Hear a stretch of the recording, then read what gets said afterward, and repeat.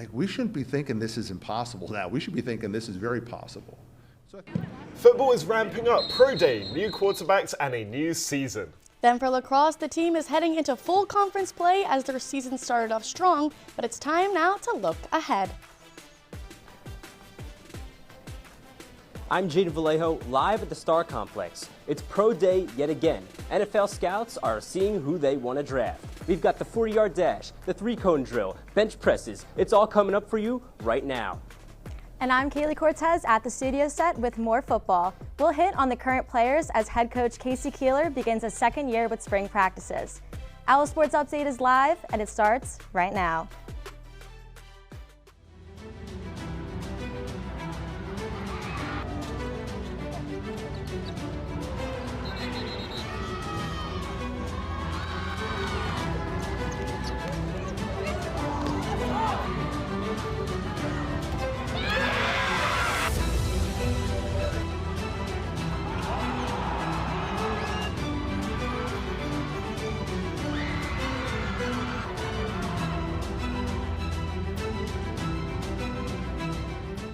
Hello and welcome to this edition of Owl Sports Update. It's officially time for spring football. I'm Kayla Levine alongside Gabriel Lennington. Football is moving in whilst basketball is moving out. The madness for the two hoop squads this March has sadly come to an end in Alabama much earlier than both teams really wanted. It's that time of year where football, pro football, comes to North Broad. It's Temple's Pro Day. The day consists of NFL hopefuls showing off their stuff in front of NFL scouts. It's a job interview of sorts, but no one is wearing a jacket and tie except for our guy. We've got Jaden Vallejo live at the Star Complex where these tryouts are wrapping up. Hey, Jaden. Thanks, Gabe. It is Pro Day yet again here at Temple University. We quickly started off with testing and measurements, where scouts determined who stood out amongst these peers. Then we moved right to the 40-yard dash and other drills. 40-yard dash allowing players to test their speed and show how fast they can compete in the NFL. Participants then moved to the 20-yard shuffle, giving them a chance to show off their agility and their quickness. After that, we finished off with the three-cone drill, allowing players to move back and forth, giving them the chance to show NFL scouts where they belong. With all eyes on them, these scouts determined who is fit to lead their NFL franchise. I'm Owl Sports Update's Jaden Vallejo, live at the Temple Star Complex, sending it back to you.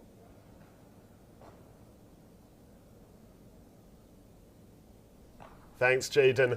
Temple football missed a bowl game by one win this past season. That's the closest they've been since pre-COVID. There is a change in culture. The players feel it, and the new staff is brought in. Coach Casey Keeler is now going into his second season with the team, and Owl Sports Update's Kaylee Cortez is live at the studio set to give us a preview. Hey, Kaylee. Yes, Gabriel, it's year number 2 under Casey Keeler. Last year at this time, the head coach was just trying to figure out how to make Temple a more competitive team. But today, he has his eyes set on higher goals. Spring football is underway at Temple, of year 2 with Casey Keeler in charge. With more than 100 players practicing. We're trying to simplify some things everywhere, offensively, defensively, special teams, so we can play faster. And I could see that out there. A lot of really good communication on defense. The Owls have a lot of new faces, with more than 50 players arriving from high school and through the portal. The other thing that's unique, too, is because we took so many mid-year high school guys, that we have like 108 players practicing right now, which is so much different than a typical spring. With so many new players on the field, Keeler says it helps that much of his staff and key starters are returning. It helps when you have the whole staff back. You know, you're not trying to figure out where things are and how we do things. Keeler also believes the team is in a strong position compared to the other programs around the conference who lost head coaches and/or key starters. Like, we shouldn't be thinking this is impossible now. We should be thinking this is very possible. So I think there's a little bit different mindset of this, hey, we're going to try to do the unthinkable, to now it's very thinkable. Temple football continues its spring practices every Tuesday, Thursday, and Saturday, building towards the season ahead. The spring session wraps up with the Cherry and White game on April 11th. This spring game at Egbert Olson will be open to the public. For now, it's all about development and setting the tone as Temple gets ready for the season ahead, with a few more weeks of spring football. And then summer training camp will be here before you know it. Reporting from the studio set, I'm Kaylee Cortez. Back to you guys at the desk. Thanks, Kaylee. It's now time to look ahead to August. 2 players, 1 starting spot, and some more background. Jackson Smolik was a redshirt sophomore transfer from Penn State who was the 3rd-string quarterback behind Drew Ayler and Ethan Grunkemeyer. He only saw the field for the victory formation snaps. Next is a Johnny Shepard, a redshirt junior who started his collegiate career at Rutgers, which is the same place as Evan Simon, by the way. Shepard then traveled across the country to Washington State before making North Broad his home. For the past 2 years, Temple fans have grown to appreciate QB Evan Simon, but his time on North Broad is over. And like Kayla was talking about, there is a handful of new quarterbacks on the roster with 2 specific players taking on lead roles. Our Sports Update's Ashley Lovelace gives us a look at the brand new quarterback room. It's not as much as a race as it is a marathon. That's how Temple football is approaching its search for a new starting quarterback. Evan Simon is gone. And now, a new group of quarterbacks is trying to impress. Overall, there are 6 QBs on the roster. But most eyes are on 2 of those players, Jackson Smolik, a transfer from Penn State, and a Johnny Shepard, a transfer from Washington State. It's just 2 guys that's just trying to compete and get better. And then at the end of the day, may the best man win. If you don't have somebody pushing you and you're not really working hard towards anything, you need somebody to really give you that more of a competitive edge. This group might have talent, but all 6 lack experience on the college level. So this spring season is that much more important. They make each other better. They're communicating. They're trying to be assertive. They're trying to lead. They want to be coached. They want to be good. Temple football is still in the early stages of finding that missing piece to that starting quarterback position. However, Coach Walker is looking for a quarterback that is going to do more than just make the big plays, but also keep the defense guessing. Head coach Casey Keeler agrees with Coach Walker that both quarterbacks were brought in for that exact reason. They both have the skill set that they can play really well in this offense. For now, there's no clear answer at the starting quarterback position. But again, it's only March. That was Ashley Lovelace reporting. We're moving on to a break and into the end of Temple's basketball season. When we come back, we'll highlight results from the American tournament, and the Courts in Session crew will make a stop in the studio to look back at the conference tournament and ahead to the NCAA tournament. See you in 90 seconds.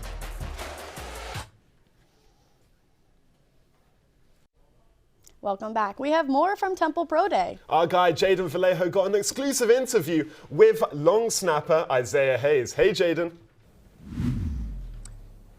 Hey guys, I'm Jaden Vallejo, back live at the Temple Star Complex, here with Isaiah Hayes. Isaiah, how was your first pro day? It was great. Got to get out here and show what I can do in front of the scouts and show that I can be in the NFL, so it was a good time. Isaiah, what's the most important thing to show here at a pro day for NFL scouts? I think your mentality. I think everyone knows that you're going to mess up maybe once or twice, but being able to bounce back and really show that you're not really struggling mentally, so that's really a big part for me. Yeah. Well, thank you so much, Isaiah, for joining us here today. Yep. Congratulations and good luck in the future. Yeah, thank you so much. I'm Jaden Vallejo at the Temple Sports Complex, sending it back to you guys. Thanks, Jaden. Now here's a look at the Men's American Tournament. Owls v. Owls in the first round, and the Cherry and White couldn't see a resurgence in their early season form as they get bounced. From there, the South Florida Bulls were the ones to come out of the tournament as they punched a ticket to March Madness. The Bulls have won 14 of their last 15, ranking top 5 in three-point percentage, free throws, and offensive rebounding percentage in conference. Guess who the one loss was to during this streak? The Birds on Broad, a bright spot there for the Temple Owls. And now on to the women's bracket. Both Owls in Temple and FAU made it out of the first round, but 2 out of the 3 did not stick with that winning momentum as they fell to UTSA and North Texas. And staying with UTSA and the Mean Green, both teams outplayed their higher-ranked opponents in the 3rd round, taking down Tulsa and the South Florida Bulls. For the Mean Green, the season ended with a loss to top-ranked Rice, but the UTSA Roadrunners kept their momentum alive, taking down number 1 seed Rice and securing themselves a spot in March Madness. This season was somewhat disappointing for both men and women at Temple. Who better to talk to than the crew that covers these teams each and every Tuesday? Our Courts in Session crew with Pat Dallahan and Xavier Adams is at the studio set. Hey, guys. Thanks, guys. The madness of March is officially here, and there are two teams that unfortunately will not be participating, and it is the Temple men's and women's squads. They both got bounced in the American Conference Tournament. Pat. Yeah, the way both of those teams lost was kind of a microcosm for their entire season. We'll start with the men. It was iso ball. It was a lot of me basketball, give me the ball, get out of the way. Only 4 assists in the loss to Florida Atlantic. And It was the same thing we've seen all year long, Xavier. Same thing we've seen all year long, just goose eggs and consistent blanks in the stat sheets. They're not getting rebounds and they're not scoring when they needed to. In the game against FAU, they didn't have, their three-point percentage was at 22% and their field goal percentage was below 40. So there was terrible shooting night and just 0 points out of any of the guys you really needed to get production from. But moving things on to the other side of the bracket, on the women's side, who also suffered a loss. They only got one game further where they lost to the UTSA Roadrunners. Not as bad of a game, but still a disappointing one considering that Kayla Turner, their leading scorer, just could not get going yet again. Yeah, we talked about it all season long. As far as Kayla Turner goes, is where the women's team goes, right? She had 31 points against Tulane in the win, a ridiculous performance. We didn't really see much from her in the second game, so it's kind of the same thing we've seen all season long. Yeah, we saw it earlier in the season when they got absolutely destroyed by USF. They lost by like 50 points or something like that. And USF, now a team on the men's side of the bracket that we're actually seeing go into March Madness in the tournament. Pat, before we get going and kick things back to Kayla and Gabriel, who is your March Madness natty champ? Hail to the victors, Michigan. Go Big Blue. Xavier? Houston. I got to take Houston. They look scary. They beat Arizona already. I like Houston. But kicking things back now to Kayla and Gabriel at the desk. Thanks, guys. Personally, I've got Arizona, but it's break time. Don't go anywhere. When we come back, we'll go over Temple's first conference game of the season. And I'll take a look at 3 upperclassmen on the lacrosse team who are key components of this season's success. See you in 90.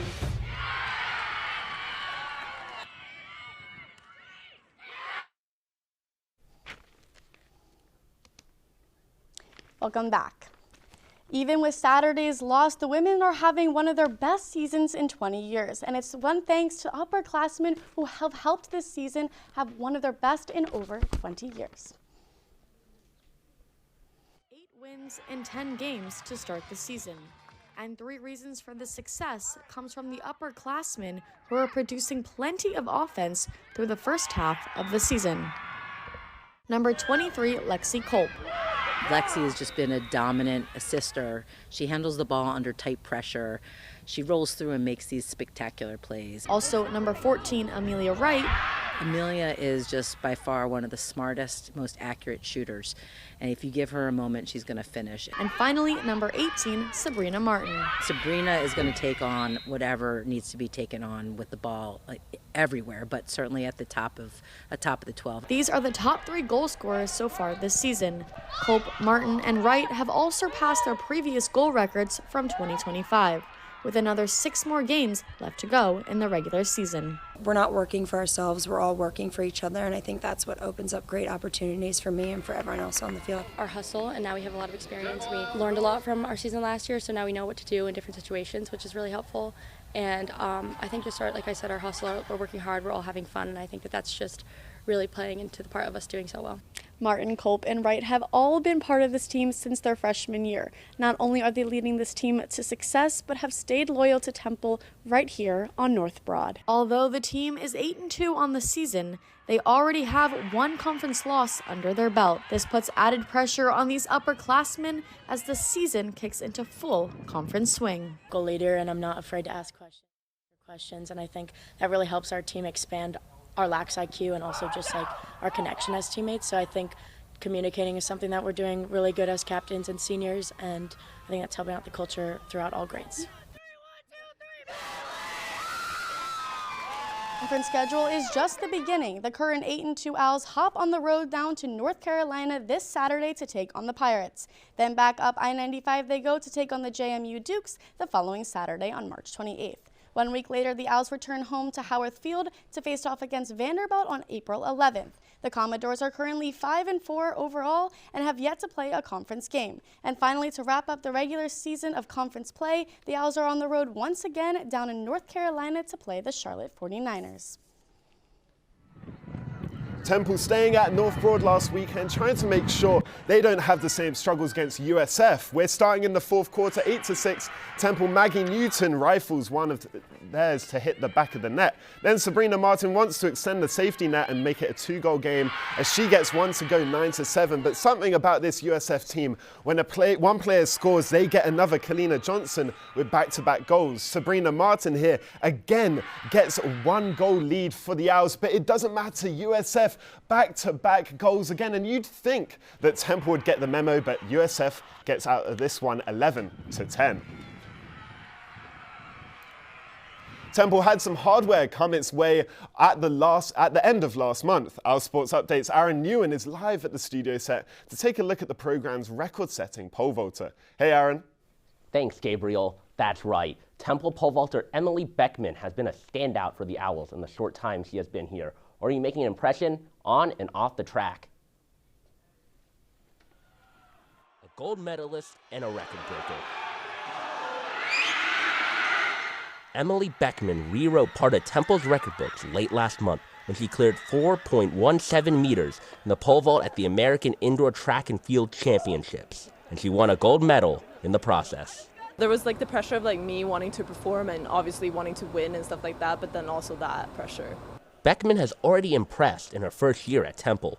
This includes her teammates and assistant coach Kevin Kelly. In our sport and in our event, it's really coach-athlete. There needs to be a connection there, and we, organically created, I think, a pretty good relationship over these last, multiple months, and I think she's starting to believe what I see in her.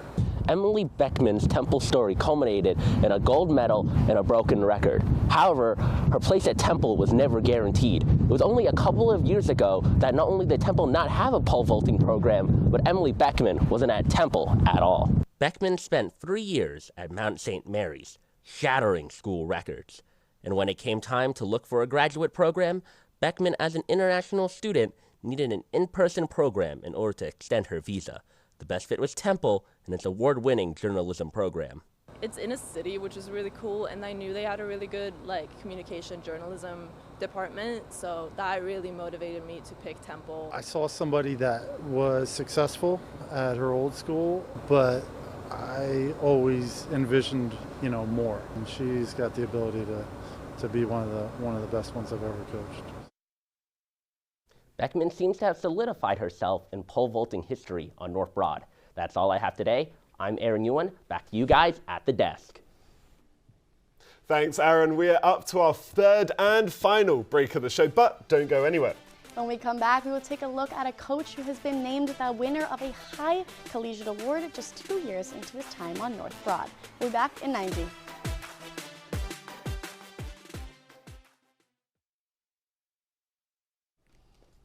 Welcome back. Temple Men's and Women's Director of Tennis Jeff Brandis is the Philadelphia Area Tennis District College Coach of the Year.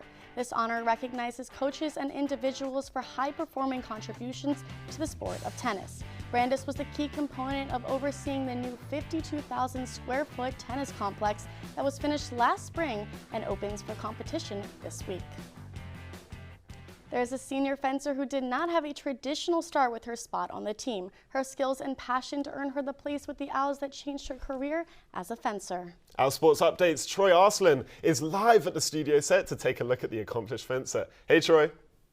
Thanks, Gabriel. One of Temple's premier teams is home to a swashbuckler with more than 100 career wins.